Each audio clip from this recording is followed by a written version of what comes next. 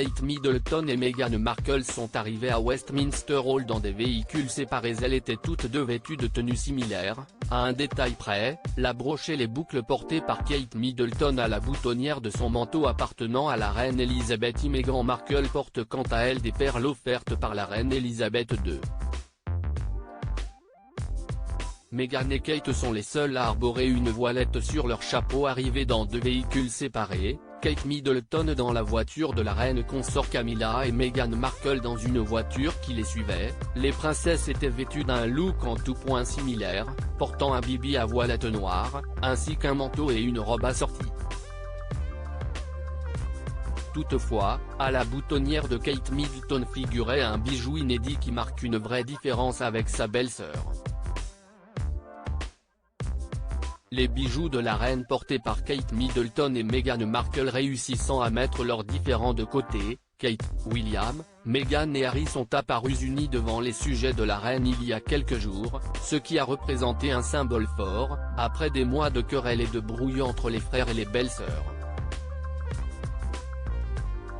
Ce 14 septembre, bien qu'elles soient arrivées dans des voitures distinctes, Kate Middleton et Meghan Markle sont apparues ensemble, se suivant de près à Westminster Hall, vêtues de tenues similaires comme lors de leur retrouvailles et portant toutes deux les bijoux de la reine ou offerts par la défunte souveraine.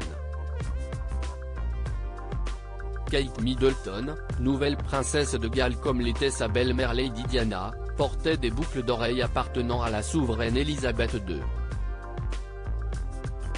La femme du prince William était vêtue d'une robe longue noire surmontée d'un manteau fin à la boutonnière duquel était épinglée l'une des plus célèbres broches de la reine Elisabeth II, composée de 3 feuilles, soulignées d'or jaune et portant en leur centre une perle marbrée de petits diamants. Comme le relève Gala, ce n'est pas la première fois que Kate Middleton porte cette broche, la précédente était en 2017.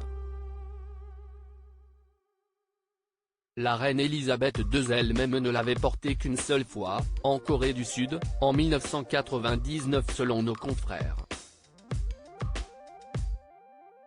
Tout comme Kate Middleton, Meghan Markle portait également une tenue très sobre composée également d'une robe et d'un manteau noir, de collants sombres et d'un sac porté à la main, ainsi que des perles offertes par la reine Elisabeth aux oreilles.